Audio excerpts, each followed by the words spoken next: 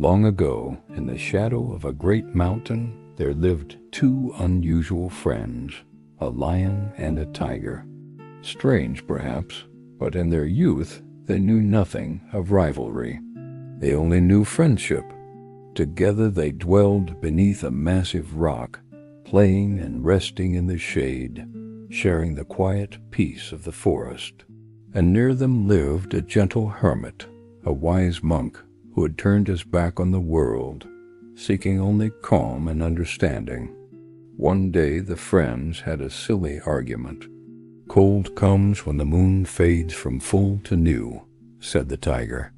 "No," said the lion. "Cold comes when the moon waxes from new to full." The argument grew, as arguments often do, until pride and stubbornness had taken hold. Words sharpened like claws.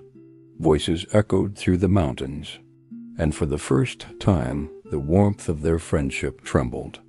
Fearing they might lose what they cherished most, they went to the hermit. With bowed heads they asked him who was right.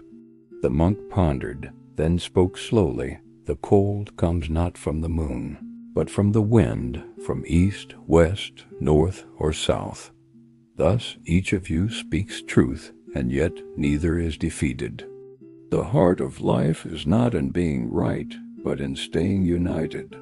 In friendship, quarrels should not sever the bond." The lion and tiger looked at one another, and understanding blossomed. What seemed like a great battle had been nothing but a small cloud over a priceless sun, and so they returned to their rock side by side, wiser than before. For life teaches us that true friendship is rare and precious. Differences of opinion, of belief, or of habit are small when measured against the treasure of trust and loyalty. You see, in life, the world may divide us by skin color, class, career, and religion, but friendship is a flame worth guarding. Do not let the smallest quarrel extinguish it.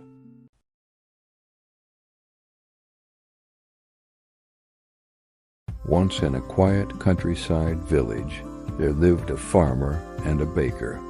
Each week the farmer would bring a pound of fresh butter to the baker, and each week the baker would buy it without question. This arrangement continued peacefully for many weeks. But one day a seed of doubt grew in the baker's mind. He decided to weigh the butter he had been receiving, just to be sure it truly was a full pound. To his surprise, the butter weighed less than it should. The baker grew furious. He felt he had been cheated and immediately decided to take the farmer to court. Soon the two men stood before a judge.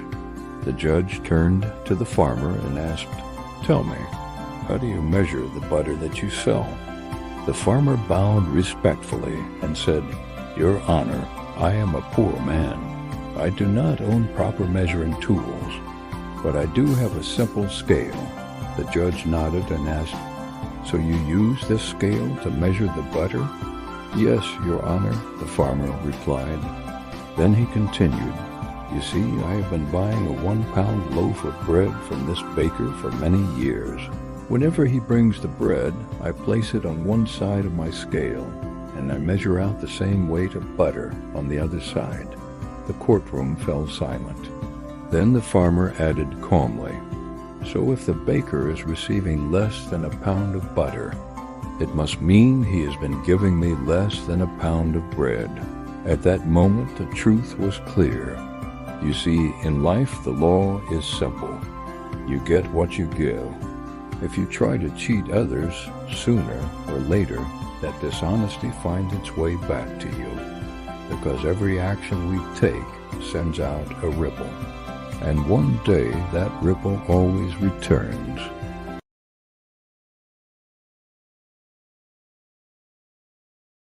Long ago, in a bustling town, there lived two salesmen.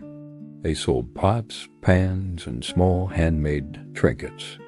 And though they were rivals, they had made an agreement.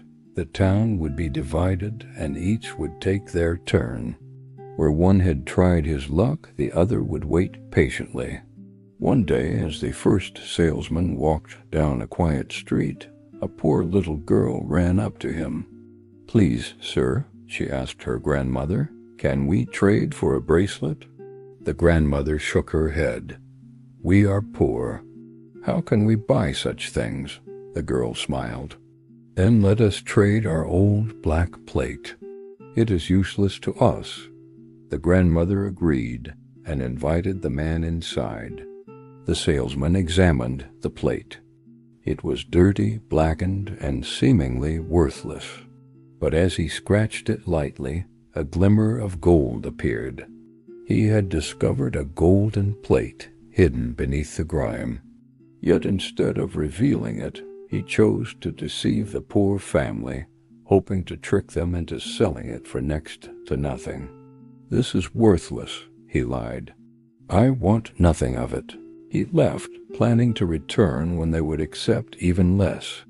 Later, the second salesman followed the same path, arriving at the same house. The little girl again begged to trade the black plate for a bracelet. This man was gentle, kind, and honest in his ways. He looked at the plate and saw the gold beneath the dirt, and he said to the grandmother, "All my goods, all my money together, are not worth this plate. I will trade everything I have, and even pay a few coins if you let me take it safely." The woman was amazed. She realized the man before her was truly honest. The deal was made. The honest salesman went to the river, paid the ferryman 8 coins, and sailed away, the golden plate safe with him. By then, the greedy salesman had returned, imagining great wealth. He approached the little girl and her grandmother, offering a few cents, but no bracelet, for the old plate. The grandmother smiled calmly. "Sir," she said, "it has already been traded with the honest man. He is gone." The greedy salesman was saddened, not by shame, but by the thought of the treasure lost. He ran to the river, hoping to intercept the other, only to see the honest man already sailing away. And so it was. Honesty had won. Greed had failed. You see, in life, honesty is an expensive gift. Do not expect it from those who are cheap in spirit, always thinking of themselves.